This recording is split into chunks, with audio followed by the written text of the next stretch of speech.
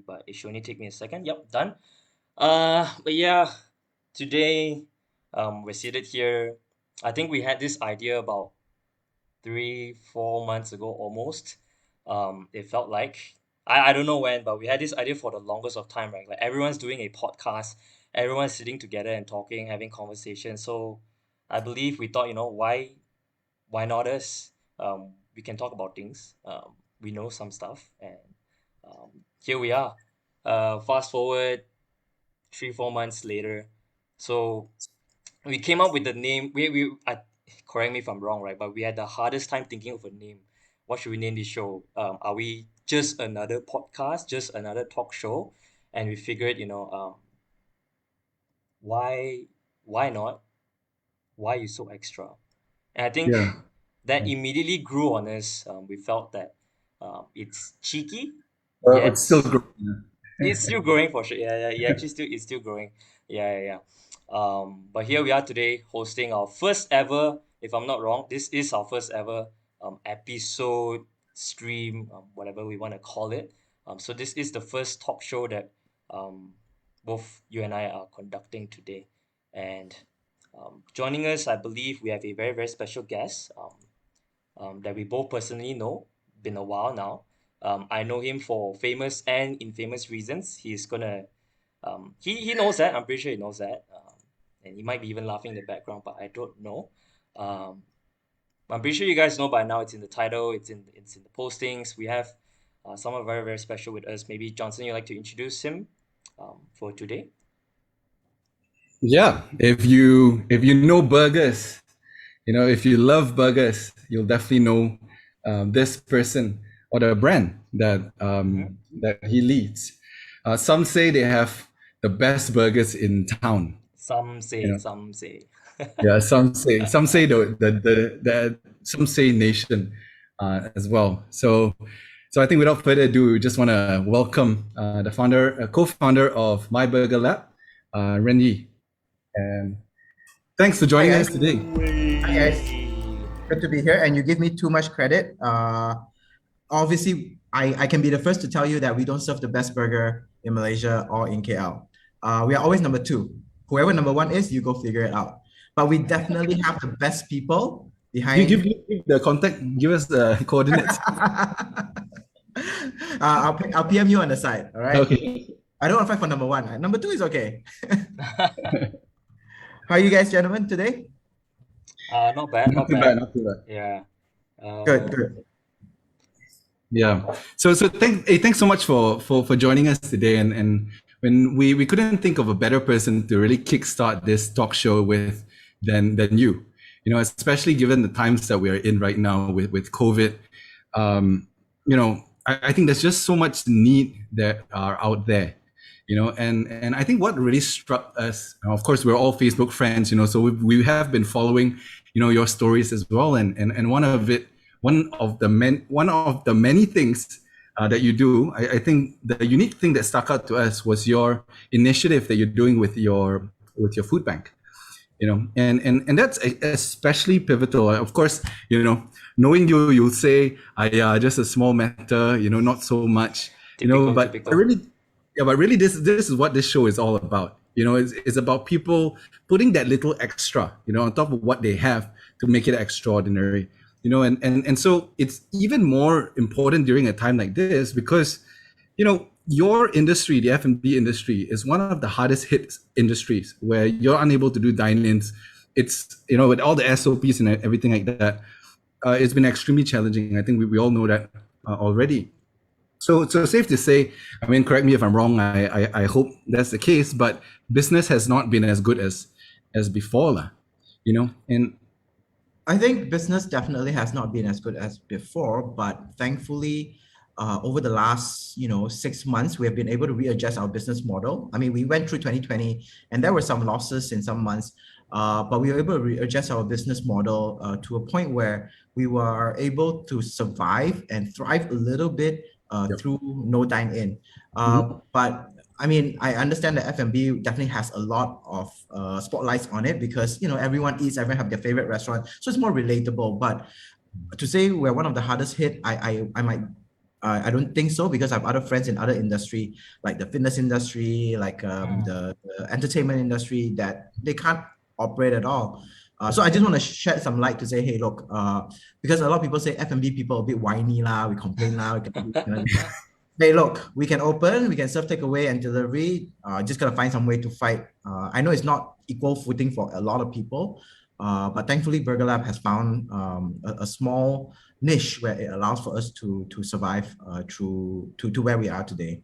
Yeah, no, I think that's wonderful. And no one, I mean, even if you're not the hardest hit industry as well, no one would to blame you if you take a more self-preservative or self-survival mode, where you're just going to focus on yourself and that's it, because that's essentially the stance that many people are taking, but you have chosen to do a little extra, so perhaps you can tell us about this initiative that you've been working on.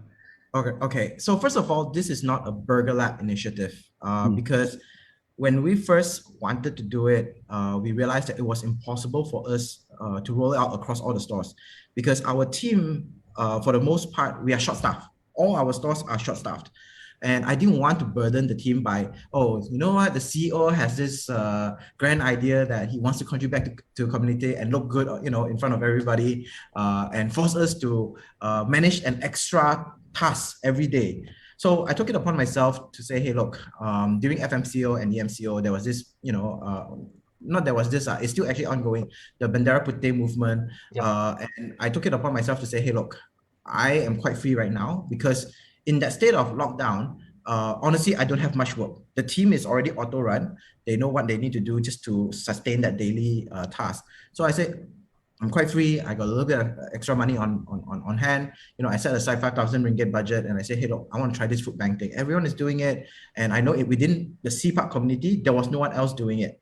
I know SS2 had one, but again, I understood that there are, how to say, we can do something even though it's not grand, even though we're not serving 100, 200 or 1,000 people, even if it's just 10, 20 people, I felt I was making a small impact. So that's how it started.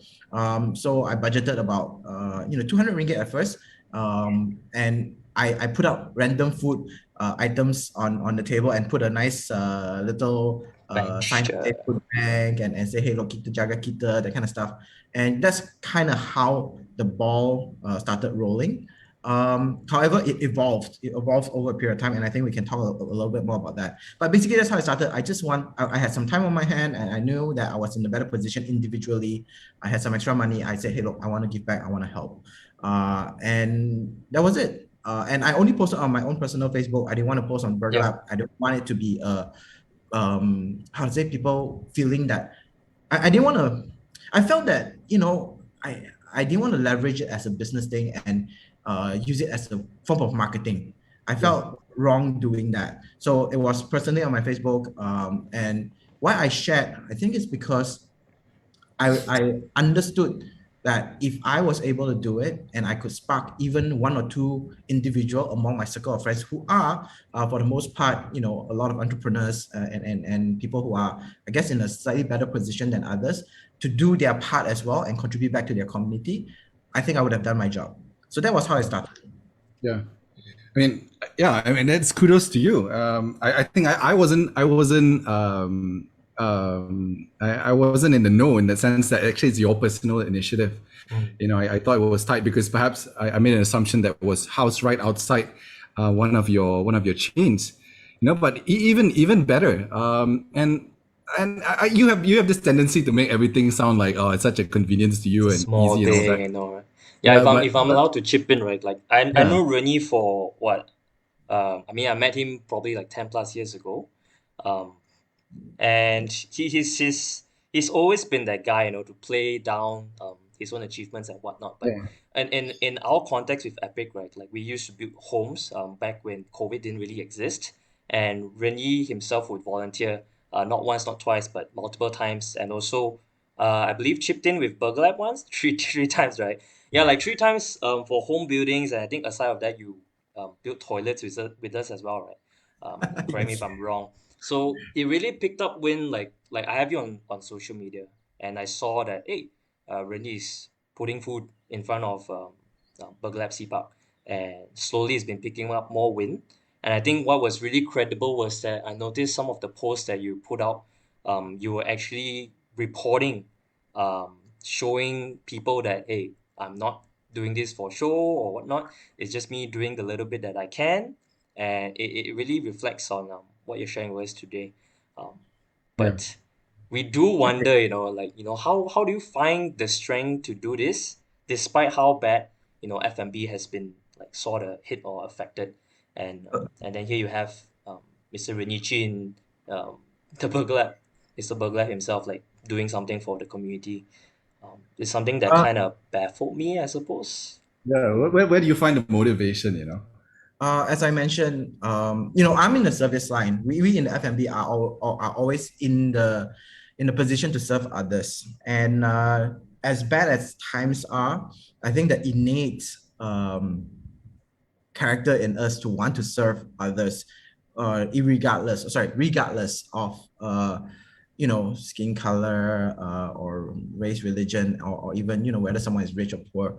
That is innate in us. I think true F&B entrepreneurs behave as such. We open restaurants because we want to serve others.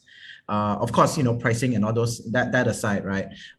We always try to find a way to reach out. But as I mentioned, because as Andrew pointed out, even though F&B is hit, I've been well paid, over the years. So I have savings. I've managed to do well for myself. So on that capacity, like I said, it's because my own initiative. I don't take money from the company, even though I'll just kind of put it out there a little bit. During this period, BurgerLab did do some charities, donating, a small budget amount to different charity organizations that could reach out to people that we couldn't. So we still did that. Why we did that was because one of the biggest lessons I learned in early COVID months, which is the early 2020, was when we didn't know what to do when there was a lockdown. We started reaching out to others, whether as a beacon of hope. So we reached out to other industry players. We created, Facebook groups and WhatsApp groups to have chats to say, hey, look, guys, we all don't know what's going on. Let's help each other. Whatever information we get, we share it out. If you're in trouble, we help out. And that has served us well, either within the community, the F&B community, or within the social community. So BurgerLab Facebook, actually, I don't know if you guys noticed or not, early February, we kind of started turning into a COVID PSA platform. Where we talk about, hey, COVID is serious, you gotta be careful, you gotta do this and do that. I think we were one of the first few companies that did that, because we felt that we could contribute to the ease or the what do you call it?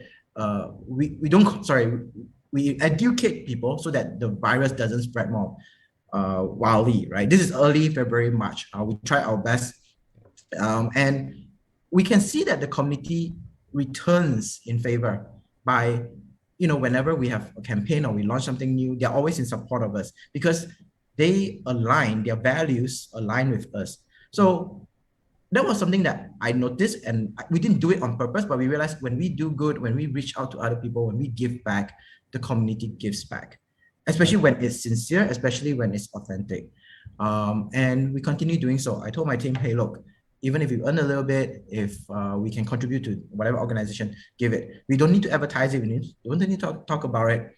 Within the circle, within the people that knows, then they know, right? And when the time comes, hopefully karma will come back to us in some form. And if it doesn't, it's fine. So that's has always been the philosophy of how I lead my life. And yeah, exactly that. I doing FMCO, EMCO, I really didn't know what else to do because my hands were tied. We were supposed to build a new central kitchen. I couldn't do anything because no construction was allowed. So again, when I didn't know what to do, my first reaction is give back. Let's find some way to give back. And whether there's a return or not doesn't matter. But I know that somewhere down the road, I find peace among myself, right? And that was important. But again, the community has shown me that when I do that, they return. So what happened was the first two posts originally was to spark hope, was to spark, hey, hopefully you guys can do this. for your own community. Then I have friends who say, look, I can't go out because I don't want to take the risk. I have family members at home who are Yep. Yep. in the rural. Here, I would like to donate some money to you or even some food to you. In fact, I tell them, I always prefer, I tell you what I need, you send to my store, and then I will put it out there because I didn't feel comfortable taking money. But some friends, they're like, you know what, it's too much trouble to order from Shopee or Tesco and whatnot, and put it there. Why don't I just give you cash? I trust you to manage the cash. So with that, suddenly my 5,000 ringgit budget blew into 10,000 ringgit, right? How much? 10,000. So among my friends, they PM me. I never asked for it. They PM me, and then actually I did. Sorry, I did ask for help. My first one of the posts that I put up, asking for help was, hey, if you like to contribute, because a few people did message me to contribute, and I said, okay, fine. I put it on my Facebook and said, even if it's 10 ringgit, it's fine. There's no maximum amount, there's no minimum amount, but 10 ringgit would help a lot. That was my budget back then, because I figured if I have 100 Facebook friends, everyone donate 10 ringgit, that's 1,000 ringgit, more than enough than nothing. So my friends being very generous, we somehow managed to accumulate 10,000 ringgit. And with that, I knew I had a responsibility to report every other day that the food bank was up. I didn't feel right if I just did my thing and just left it quiet, because I knew that if I donated money to others, what I would like to see is to see the money at work. So I started telling my daily stories. Well, not stories, but because they actually happen. So because in my daily food bank adventure, I will meet different people, I'll talk to them, and I kind of took my own Facebook as a form of connecting the dots, right, with the haves and the have-nots. And hopefully, it inspires, again, it's hopefully to motivate and inspires others to do the same for their community. Because if just within my community, I could reach out to that 20, 30 people, and I could see that they really do need it, then I'm quite sure other communities, other taman-taman and other gardens, right, have this need as well. So I know I strayed quite far away from what your original question was, but yeah, that's what motivates me when in the time of uncertainty, reach out to others, and you will find meaning, you'll find purpose, and you'll find peace. Yeah, no, I think that comes through very loud and clear. I mean, in fact, I really like the point about, and I agree, and we've also experienced this in the work that we do as well, where when you start by serving others, that good will come back to you, and I think it comes through very genuinely, and I think that's why people are also respond to it very positively, and it's just amazing how, you start with, I mean, clearly you're just responding to a need. You start with, was it 200 ringgit? 200 ringgit a day, yeah.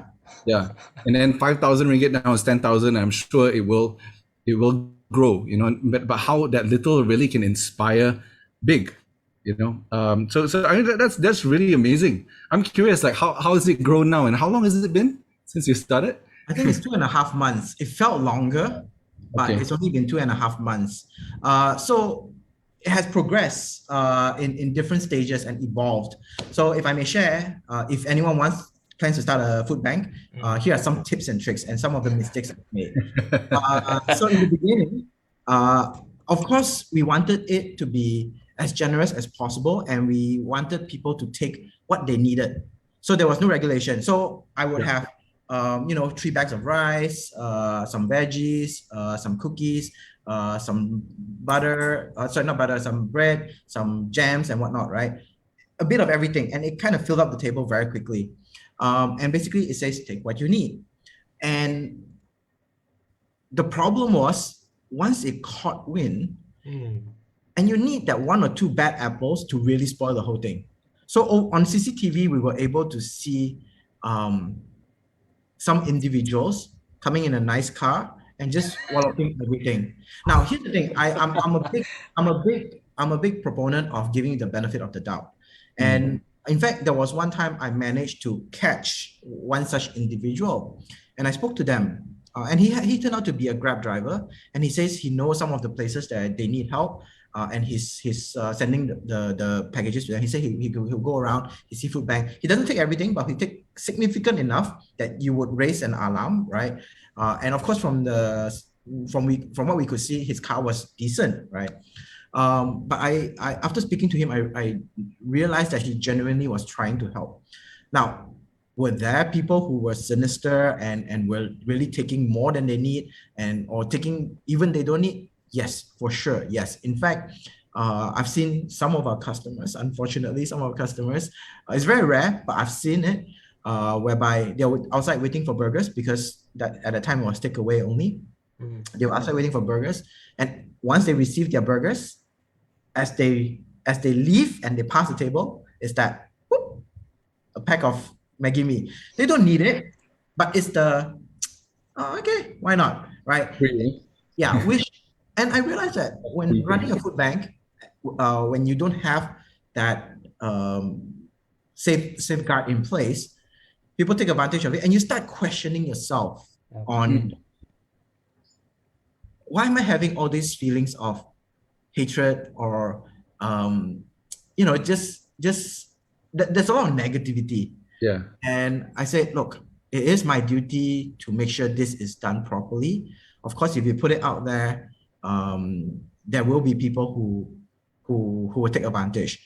And one of the things that I did at the time was whenever the stock got depleted, we will refill within the whole day. So a 200 ringgit budget won't last.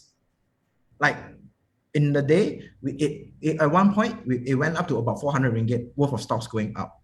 Then I decided, okay, we won't refill constantly.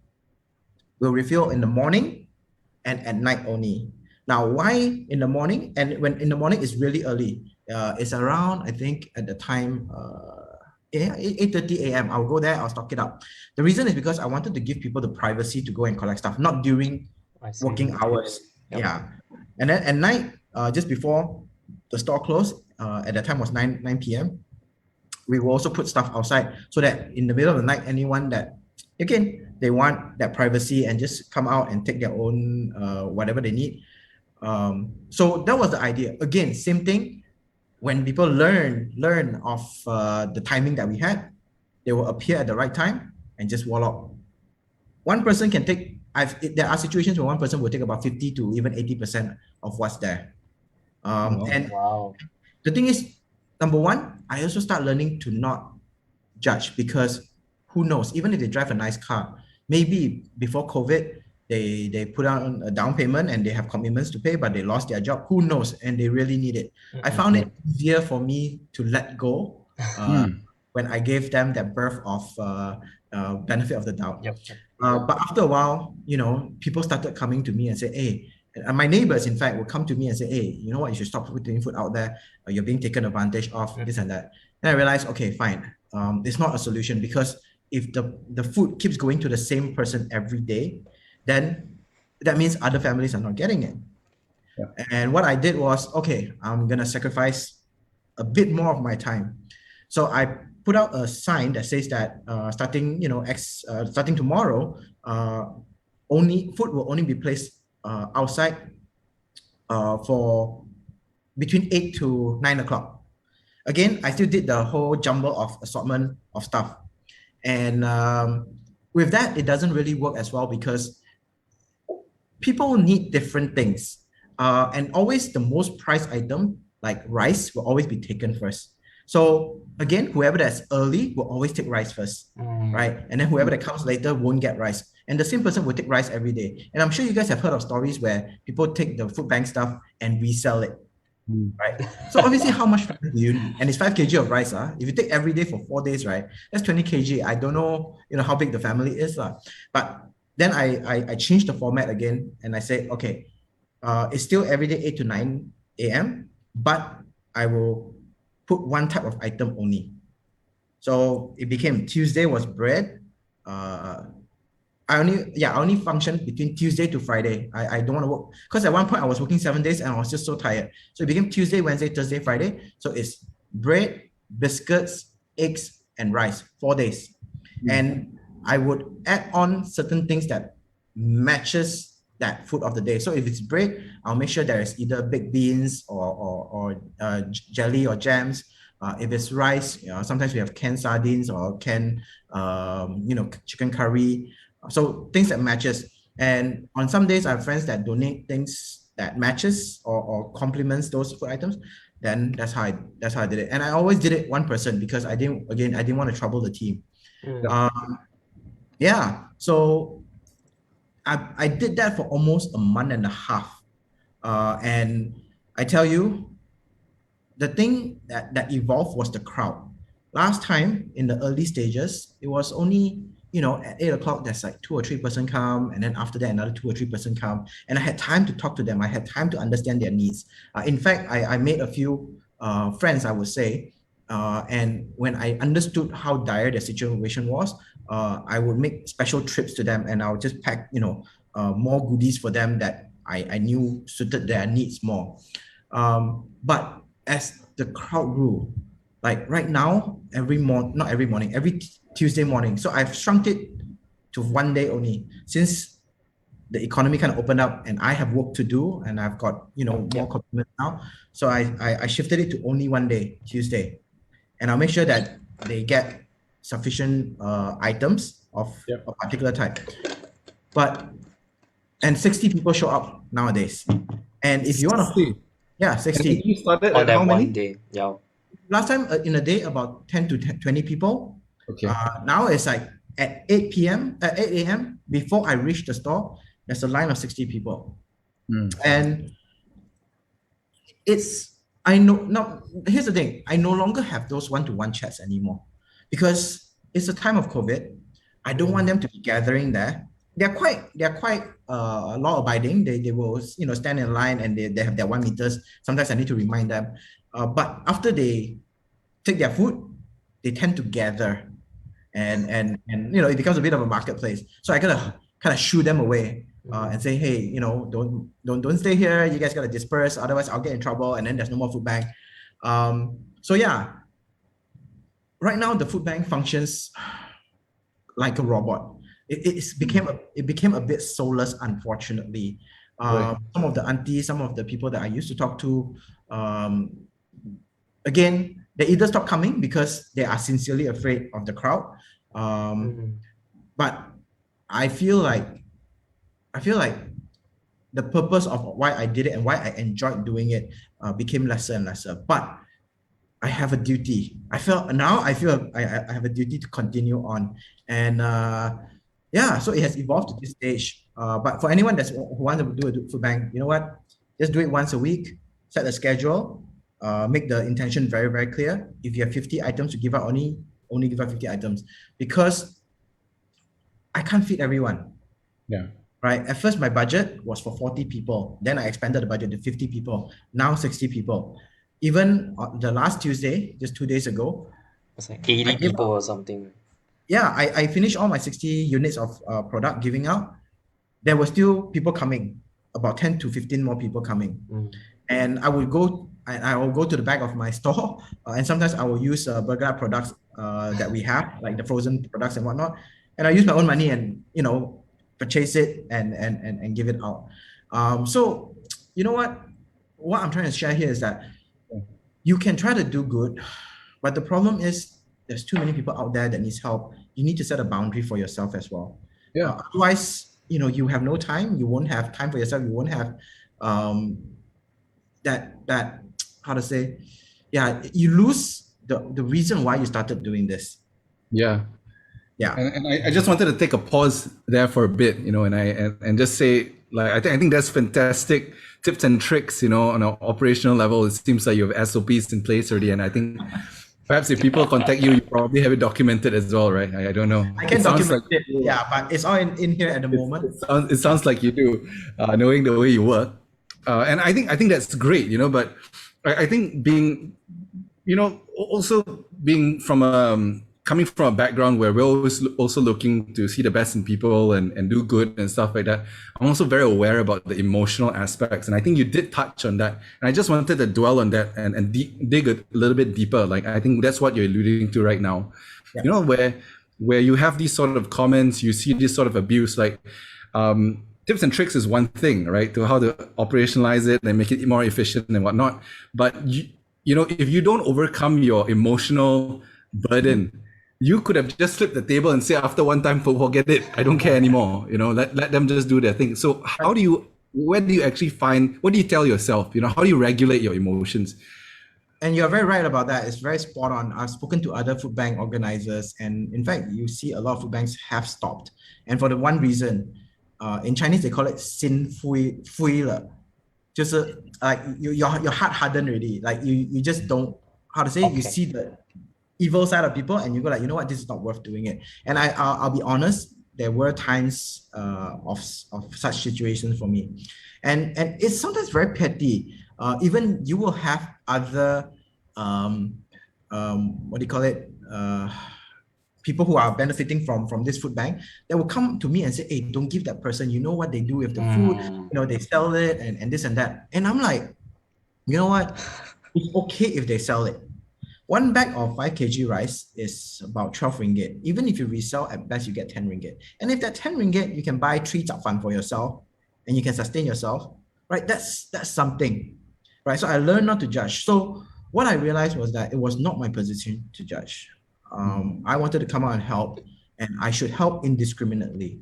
There was no way I was gonna take down their phone numbers, take pictures. I've been given a lot of advice, right? Take down their phone numbers, what they took, take picture, so that it forces them, to have a bit of shame. And I'm like, no, that just takes out the whole meaning of just wanting to do good. So I've learned to say, hey, look, whatever they do with it, it's none of my business. Even if the guy, in fact, I would appreciate if whoever that took the rice decided to cook it and turn it into nasi lemak and sold nasi lemak and make more money for himself. That would be entrepreneurial. That would have been great, right? So whatever I pass on to them, that was the value that I was happy to donate anyway. As long as no one person takes more than the other. And I think that's where it's fair. Now, when you touched on, how do we overcome the emotion whereby you feel, hey, is this worth doing? I don't know. I wake up in a pretty comfy bed every morning. I've seen some of the places of where these folks live. I know not all of them live in the same situation. And I say, look, I have to continue doing it because I know that there are truly people who are in need. And if that 10, 20% of people who don't need it but still show up, that's fine. That's part of the cost. I'll just think of it that way. Because it's not my duty to judge on who deserves it and who doesn't. Yep. And that allows me to continue doing what I'm doing. Yeah, I think the point that you brought up, RenYi, reminded me that also at the end of the day, you can't please and satisfy everyone and keep everyone absolutely happy and like, I approve of what you do. There's only so much we can do, and I can see that you're doing not a very very little thing, but you're doing this is the best you can do.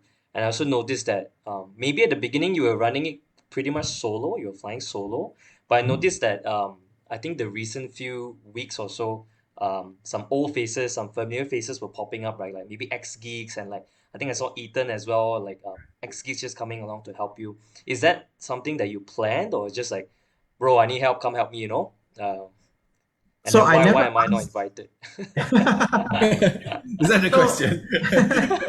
You are invited. Feel free to show up. Yeah.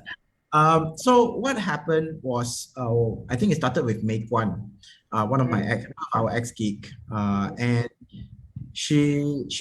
it was her birthday and she wanted to do something meaningful for her birthday. So she said she wanted to cook mee hoon and to serve alongside with whatever I was giving out that day. And I said, okay, I think that's great. Come join me. And I'm sorry, Meikwan, if you're watching this. So when I told her that she has to cook for, I think 50, 60 packs, she's like, oh, okay, I'll just buy from my local nasi lemak seller or my local mee hoon seller. So anyway, she did show up.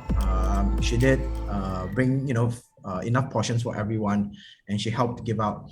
And I did post her picture with me to say thanks, also as a bait to others who say, hey, look, I want to help as well. I'm not directly asking people to help because I can actually manage it on my own for the most part, not in a room. But with an extra hand, I can actually give out more stuff as well. And I said one of the things that they have to do is if they come, bring bring an extra item for that, 40, 50 people. And that's what happened. So it's always casting. In Chinese, they call it 抛砖引玉. You throw the stone and you invite the jade to come, right?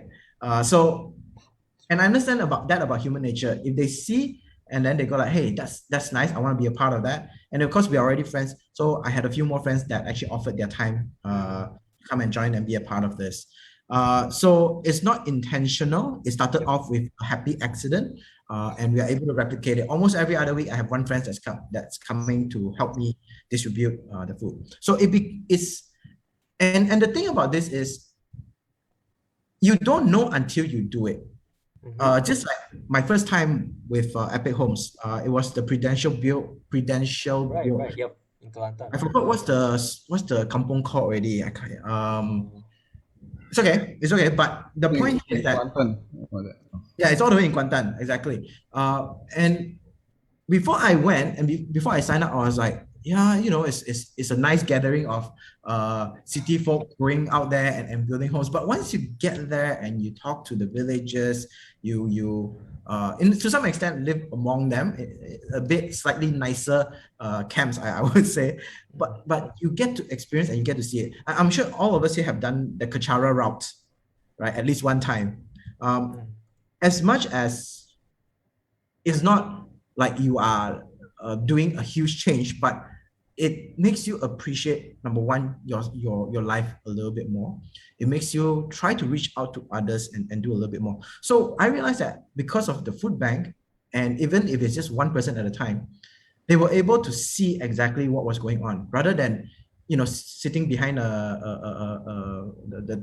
computer screen and saying that, oh yeah, just food bank, just give out food only, what's so hard about it? But once you're there and once you see the faces, you start having that human connection. And I think the last 1.5 years, we lost a lot of that. In fact, we might have forgotten that. But once you talk to the uncle, aunties, even just a simple, hey, 早晨啊, 小心啊, 慢慢行啊, and then they say thank you to you, and they say, 唔使,唔使. All those things is human connection. And you walk away feeling blessed about your life, a little bit more appreciative of your life. And number two, hopefully there's some form of humility that develops, and also a desire to do more. So I have a few friends that actually came and helped, and they say, oh, you know what? I want to do more of this. And then within their own circles, they reach out to other homes and shelters, and they did their own thing. So in fact, I have one extra story to share about this. I had two different passerbys, right, who every morning would park their car, go up to the market, buy some stuff, and then pass back down again and then drive away. And they actually approached me and said, hey, why are you doing this? Some of this are, again, it's they are not they don't have well intention. They're selling your stuff. You shouldn't do this. You're enabling them, to not work and that kind of stuff. And I explained to them why I do what I do. I explained to them that these people, yes, I know that some of them are freeloaders, but there are a lot of genuine ones. I invited them to come and join me and give out the next day. And two of them showed up.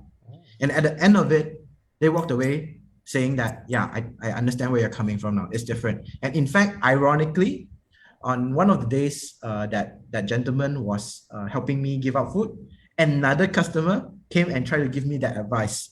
Not customer, sorry, another passerby tried to give me that advice that, hey, don't do this, right? And the customer, and it was the end of our little food bank session. That customer that came to help told him, hey, look, I was like you before. This is not what it seems. These are people in need, right?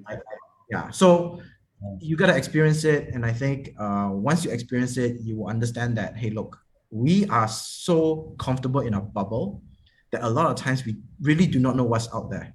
Yep. And just like running a business, you do not know what you don't know. And just like life, you do not know what you don't know. And sometimes I really don't blame some of those celebrities or even politicians for for really not knowing our pain, because they live in that really comfortable bubble, right? Should they do better? Yes, the answer is yes.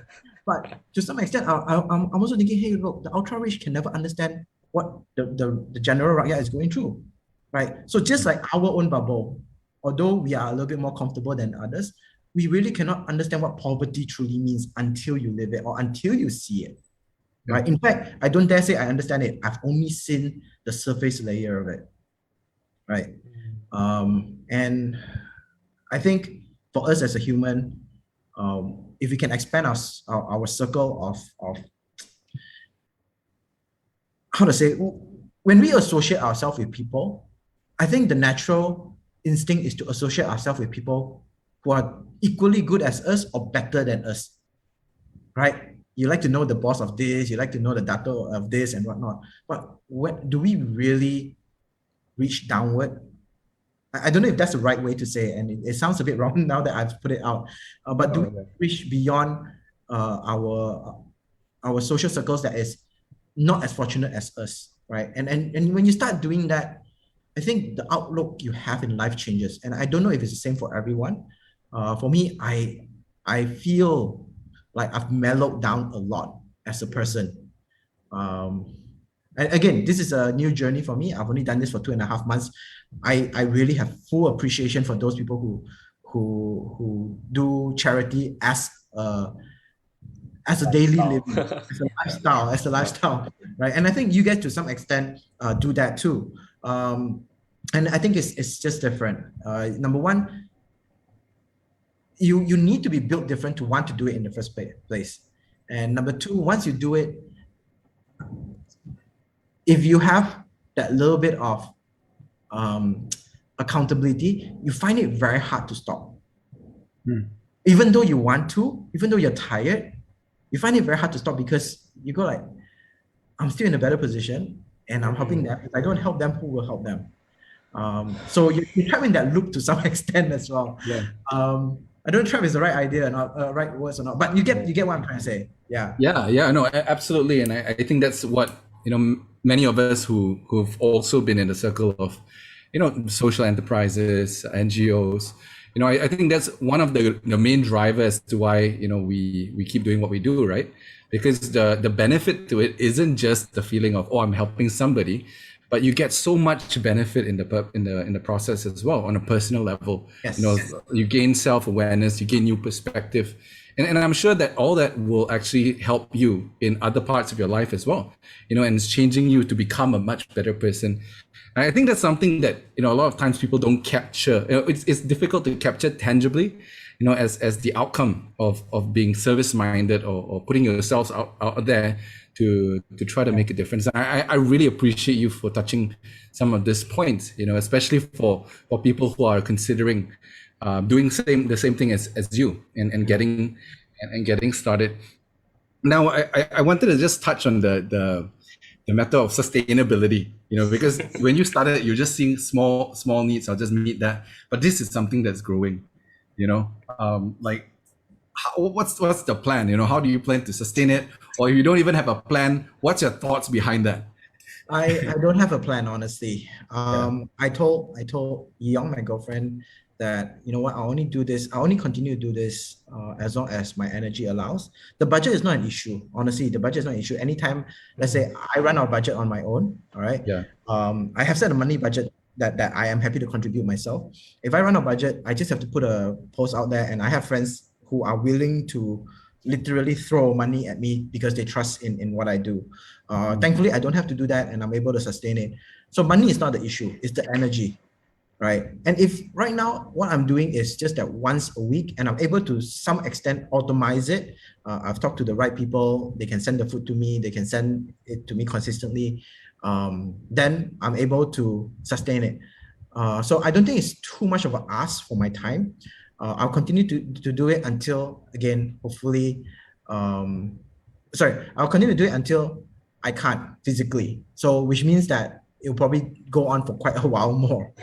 But if circumstances changes, or I need to focus on other things and I really don't have time, that's probably when I will stop. But I don't think I will stop channeling So if in Chinese, again, sorry, I read China one. In Chinese, there's this saying, right?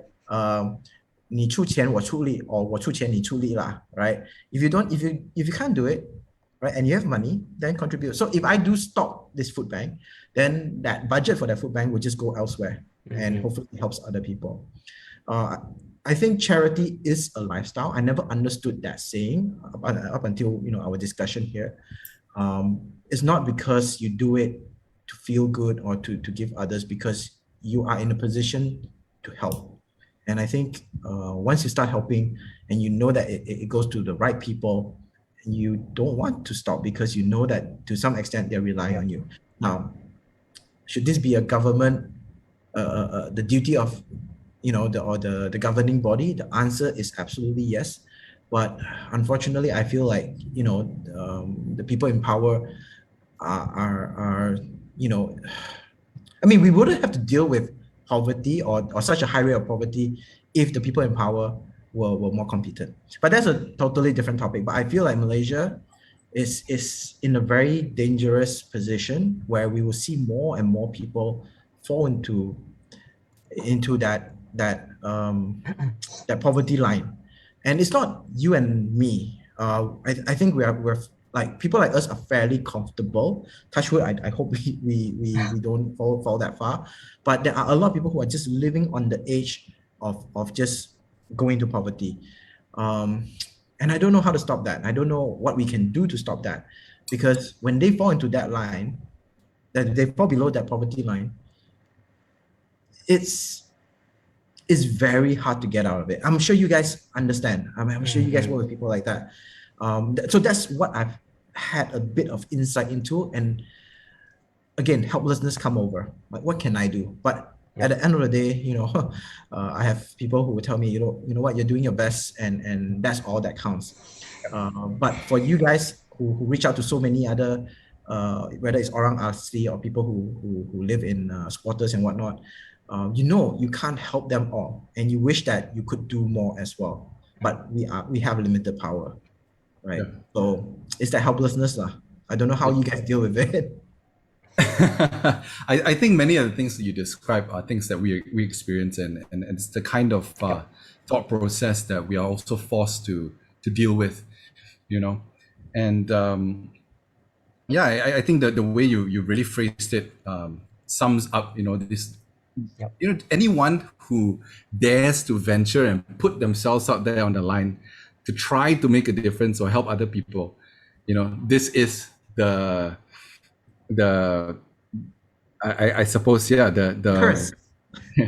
The curse. I wouldn't use such a big word, but these are the mental, I suppose, mental anguish that you have to go through and work out, So I think you did touch on this earlier as well, but I wanted to perhaps ask the question again, in hope that maybe you got more to that, So I like how you're also very realistic about what you can give.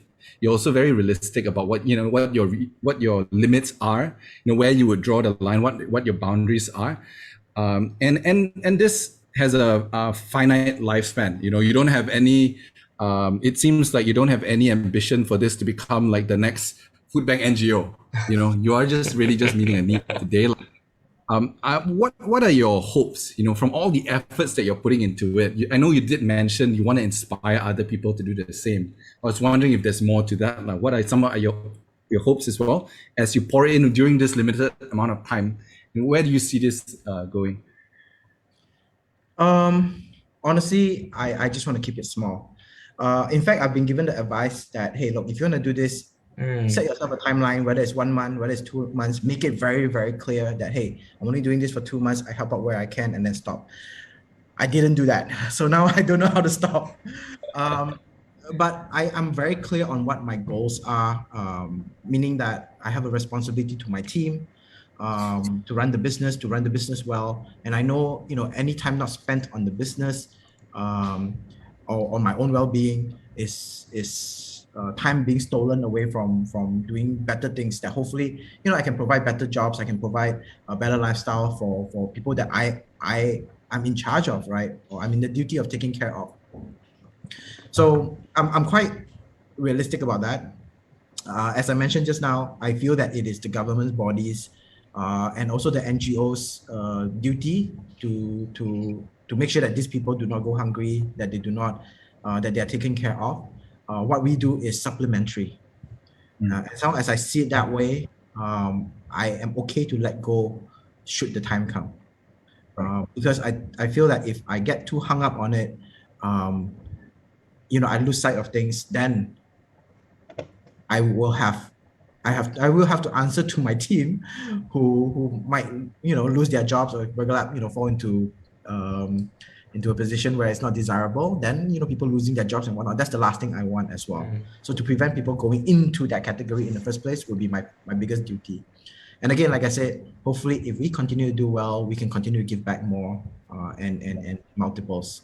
So that would be the goal. Awesome. All right, we're almost at the end, but I especially wanted to cover a little bit of time to address the naysayers. When you do this, you already mentioned a couple of it, where when you do such a work, then people who are of good intention will come and give past comments and stuff like that. I wanted to hear from you. What do you tell yourself to continue going, or what would your response be to these people? So I just want to put out there some of the ones that you've addressed already, like the government should do. And anything in Malaysia, whenever you're doing NGO work, people will say, doesn't the government just do this? It's a typical thing, but I think for me, I always say the government, although they have a lot of our taxpayers' money, is not an endless amount of money to do every single problem, and that's why we do need people to help one another. You mentioned, the people coming to you say, hey, people taking advantage of you or cheating you, and I think you've answered that quite substantially. Another one is, so this one you haven't answered yet. So I think you've made it quite clear that you acknowledge the privilege that you actually have. You are in a more comfortable position.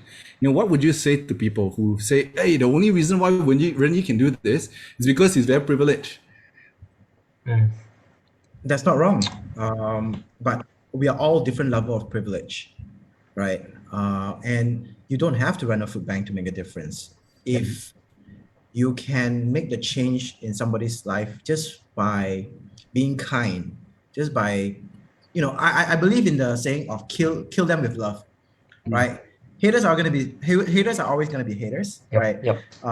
And they can only understand if you understand where they're coming from. I'm quite sure that for those that are coming out with negativity or saying that, hey, look, you can do this because you're in a better position, I would say, hey, look, you're not wrong, right? I'm thankful that I have, enough for myself that I can give a little bit more. I'm thankful I have friends who's happy to contribute. Should I ask for help? Then my question to you is, would you prefer to stay in status quo where you are right now, or do something for others so that you can enrich your lives, or you can enrich your life? Because have you really experienced the joy of helping others? I don't know how to explain this, but I think people sometimes do not know what it feels like to help others. And again, it's very common for a lot of people to be trapped in a victim mindset. Not their fault. I think this is something due to upbringing, due to their surrounding and environment. There is always someone you can help. There is always someone you can help. And you don't, and it's just a different capacity, right? Number one, I assume that if you can get online, all right, you're already doing better than most people, okay? And if you see the condominium guards, or if you see the people taking out your trash, right? I can tell you their salary is about 900 ringgit per month. All right, I'm not gonna. I know I'm generalizing here, but just from the ones that I've spoken to, about 900 ringgit. The guys that sweep the roads in front of my store, they're also part of my Foodbank recipients. I spoke to them. They work 6 days a week, and they are not provided accommodation, and they're only paid 900 ringgit, and they still have to send money back home. Now, we come across these people every day in our lives, The question is, if I provide this information to you, and I am sure most Malaysians that can hear me saying this, what can you do for them? Right? Because you're definitely in a more privileged position than they are. Right? Why I think this way is because since I was a teenager, one of the ways for me to not feel sad about whatever things, what do they call it? First world problems, right? Whatever first world problems I have, right? One of the ways to get me out of that funk was to imagine the image that I've seen on TVs, on countless TVs shows where, there are people in a worse state than you. And I know it sounds bad to say, hey, look, that's a very selfish way of thinking. To make yourself feel better, you think that there are people worse than you. But that's the reality of life, right? It makes you appreciate life a little bit more. Now, that is the first step of acknowledging that, hey, look, life for most of us is quite privileged to some extent. Of course, if you keep comparing to the people above us, it's a never-ending loop. So, but if you are able to look downward and you go like, hey, there are people that needs help more than us, number one, you'll be contented with life. Step number two that a lot of people don't do, and I didn't do it back in the days, was to make a difference. Whether it's just buying a meal for them, right? So one of the things I did last time, I didn't do it consistently, but there are days where when I go up the street, so the same Sea Park Street Market there's this auntie that sells mee hoon, very cheap, like one ringgit, like for a full pack. I'll buy a few packs, and I know in the morning, sometimes the trash guys will come down and collect the rubbish for us, and I'll hand them some packets of mee hoon, right? It's not a lot. It only cost me 4 ringgit for 4 of them, right? But I think, number one, hopefully they feel their day has been brightened, that everyone that they come across, and I'm quite sure of this because I'm guilty of it, everyone that comes across this tong sampah guys or these trash guys, right, would avert their gaze at them. Don't look at them, right? Meaning that, they take care of the trash. We don't need to acknowledge them. No one ever says hi to them. No one ever, give them a meaning of existence. But if you're able to just do that small kind gesture and being able to understand what difference that makes, then slowly you will take more and more steps to enrich and better the lives of others less fortunate than you. So you don't have to be ultra rich, even if it's just one pack of mee hoon, 1 ringgit, and you can give it to an auntie that is living day to day on what do you call it, on minimum wage. It makes a difference to them, right? And you see that charitable side of you slowly coming out, and wanting to help more, and you see yourself grow as a person. So hopefully that kind of answers the question. I didn't expect the question to come out, but that's how I'm processing it right now. Yeah. I mean, if you can summarize that, like you have made a model of, what you at your at your position, at your stature, what you're able to do. You're being realistic, but you're also pushing the boundaries of, okay, what can I do to actually make a difference? And that has resulted in a food bank and perhaps all the other initiatives that you've done via the platform of myBurgerLab. Some other people could do something as simple as buy a pack of noodles, or even give dignity, by providing the attention to those people who are commonly overlooked, and that itself makes a difference. And I think you said that very, very loud and clear. And I just wanted to continue on some naysayers, because I really want to hear what you would say to these people. Another would be, people would say, hey, RenYi, you're just doing it for the likes, just doing it as a publicity stunt. What would you say to them? They're not wrong either. I mean, if I gain likes from it, does that not mean that there is recognition for such work? Does that not mean that people appreciate such work? And I think people can sense authenticity and genuine, how do you say that? Genuinity. I've never doubted myself on why I write those stories. I've never doubted myself on why I share on Facebook. Is it to create awareness? Yes. For the likes, yeah, a bit here and there. I won't deny the fact that when you get that 50 likes, 100 likes, people is acknowledging that, hey, your work matters. Right? I think we're all creatures that requires a form of feedback, and say, hey, look, you're doing a good Validation. job.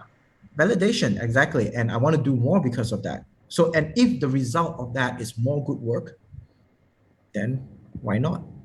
Yep. Right. Now, of course, for someone to say that, that also means that when you post anything, there is that intention of gaining likes. So maybe that a bit of self-reflection is needed in that, from in how to say, from their perspective as well. Look, I think we live in a world where we have to acknowledge, look, everything we do is to some extent seeking the acknowledgement of others, the validation of others. And social media has made it really, really easy to do that. And I think it's not a bad thing. Where we decide to click a like or a love or a heart or whatever else not, we are very selective. You don't click on every single thing. You click on things that, hey, that person is right. That person, I acknowledge his thoughts. I think he's doing the right thing, or I believe in what he said, whether it's political, whether it's to vaccinate or not to vaccinate.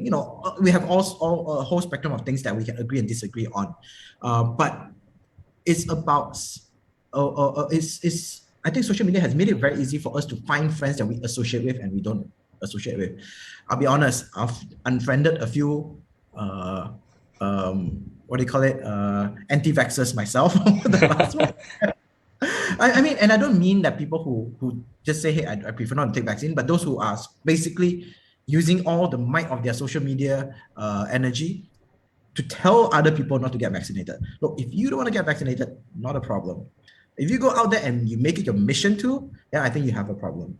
Anyway, the point here is that, yeah, we do it for the likes, we do it for the validation. And if people validate what we do, that means that we are doing it right. Then we should do more of it. And that's why people should be very careful who they give their likes or even their money to. Because we also live in a world where sometimes you question, why are some of these people who are obviously scammers or non-contributors getting all these likes and adoration? So because you give them validity to do more stupid stuff sometimes. I'll give an example, like YouTubers, the pranking YouTubers. That is one thing that I cannot tahan, right? Especially those to go to the extreme of causing pain and harm and that kind. But they get so much views, they get so much likes. Again, you will see that the evolution of those YouTubers to do more and more horrible stunts, right? Whether it's on their family members and girlfriend, boyfriends. And so what my message is, be careful who you give your likes to. And if people are doing good, give them all the likes, all the validation they need to do more good. Yeah. Speaking of like social media, right? Earlier when RenYi you were sharing about basically perception of people who know and don't know you. I'm not sure if you guys pay attention to this, right? But have you ever um wondered or thought about when people say something like, "Oh, we need more people like this." Um, I feel like maybe it's just me, right? But whenever I see that, I start to wonder, why don't people think if they are able to, why don't I become more like them? Or why is it the reference that you draw and hey, we need more people like this guy, like that guy, but do we ever question, can we internally within our own privilege and capability also contribute and be like that person? Whether it's a random act of kindness, big or small, right? I feel like people's general perception is not on themselves, but like, oh, we need more people. If only there was more people like you, that kind of thing. It's the duty of others to do it, lah, right? But I would slightly disagree with that. I think when they say that, it's a message to themselves. Of course, they will wish other people to do as such, and they write such a statement. But I honestly believe that the same person who wrote that also has the capacity and or is already doing that. It's not that they refuse to, but also depends on the capacity. Like if you look at the way Mr. Beast does his charity works, right? Yeah, there should be more Mr. Beast, right? That's the Not everyone YouTuber, can, right? yeah, the very famous Okay. YouTuber. Sorry, a bit of a out of the box reference there. But yeah, I think when people say that, because I have said that myself, but part of me is saying, I want to do it. If I can, I want to do it. And to my capacity, I will do it. Maybe not exactly the same way they did it. So let's give them some credit to say, when they say that, they also mean that they wish themselves to do so, given the chance. Yeah. Yeah. Yeah. Because No, I think if you hear stories, sorry, I think if you hear stories of like you see that man jumping the river to save the cat or the dog, and we say, hey, more people should do that, right? But you don't expect him to write, I will do this one day, right? Yeah. So I think when they say that, Wait by the river for a cat to jump in. Waiting by the river. then that becomes sinister. It becomes planned. I need to throw a dog in there so I can jump in there and save it. Oh my gosh. Yeah. No, but I think I like how you brought in like Mr. Beast and stuff like that. It's almost like a person in our position right now. We can look to Mr. Beast and say, hey, perhaps we could. It's not that we're going to be exactly like Mr. Beast raising 20 million for 20 million trees, but instead, like, how can we be Mr. Beast at our level? And likewise, I think, part of the point of this conversation is also we want people to look at you and say, how can I be RenYi at your level? And funnily enough, I think there is some significance to the cat, saving the cat in the thing as well, where it's also contextual, right? Looking at what the present needs are. In your case, it was Sea Park. You saw a couple of people around that required a need, and hence you have come up with a food bank.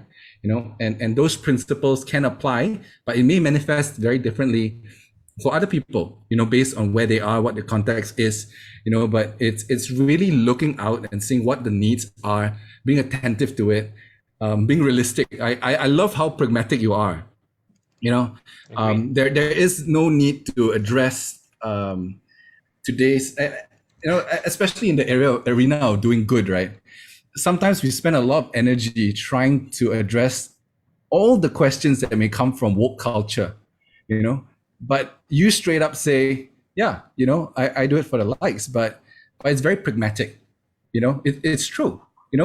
Just because you put out a post talking about your work doesn't diminish the intention and the purity of the action, but you're just being very strategic, tactical, or very pragmatic to share, and because we need to perpetuate this behavior, and I think, I have to say, I really admire your approach, Here's the thing. I think people who do it for the likes usually don't get the likes. Because you can tell from a mile away that it's not sincere. I've seen cases like that before, and you can tell. And I think most of us are internet savvy enough to know what is genuine, what's not. Yeah.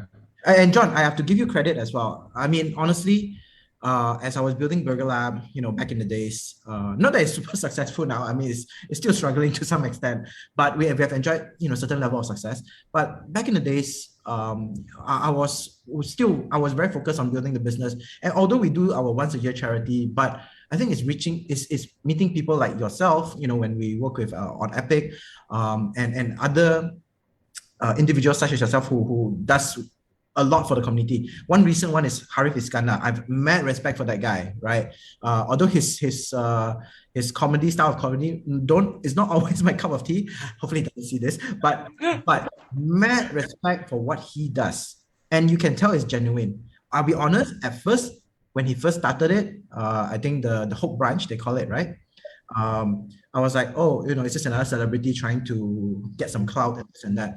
But it's the consistency that makes the difference. If he only does it for one time or 1 week or a few weeks and then stops, it's for clout. But he's been doing it consistently. You can see that there's genuine care for the people that he serves, and that to me is what I think earns my respect and makes me want to do more. Yeah. And I think it's individuals like yourself, like Harif, and many others that I think we co-inspire one another. And hopefully in that process, we find more people who say, I wish there's more people like this in the world, and they end up being those people. I think at Epic we like to call that, correct me if I'm wrong, Johnson, the ripple effect, right? One pebble, you ripple into more waves and movements. I think it's a lot to do with that, actually. I think that's what keeps things exciting. Like you start by doing one thing, but you cannot tell, how things can actually grow. Like even for us, we started with a small project to build a toilet and paint some houses, like 160 homes and many other, water systems and different programs later. We're like, how the heck did that happen? You know? It got out of hand. That's the problem. It got out of hand, and unlike you, I maybe didn't clearly draw the line as to when we're going to exit out of this, but we're still in it. Um, yeah, but hey, thanks so much for your time. I think that we just wanted to be mindful about time as well, and I just wanted to kind of summarize some of the key learnings that I've got from what you've shared, lah. I think I've touched on that already in terms of, where you are, look at what help you can actually give. It's contextual. I mean, in your case, you looked at 10, 20 people, and it's realized as a food bank, and do the best that you can do, understand your boundaries.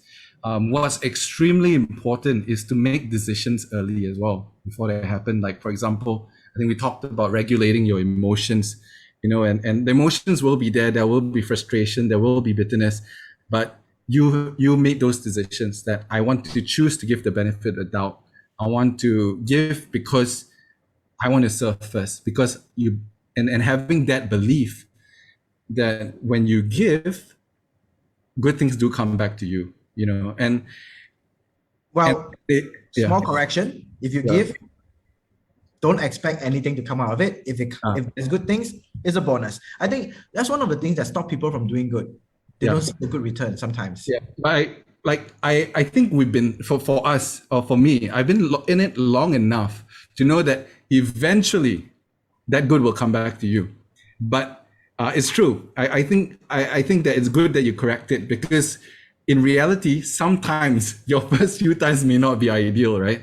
You might face disappointment, but it's that steadfastness to the belief that if you just continue doing it, that eventually will come back.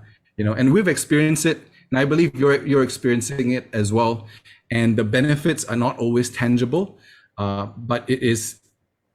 You got to be, when you put yourself out there to help people, you got to be prepared for benefits that you never saw coming, such as your greater, your enhanced awareness about things, a new perspective in life, and so much more as well. So that's what I got. Perhaps Andrew, before we close, yeah, do you have anything to add to that? Yeah, I think prior to this, right, before I decided to approach RenYi was pretty much just on the surface what I see on social media, and I see it from time and time again.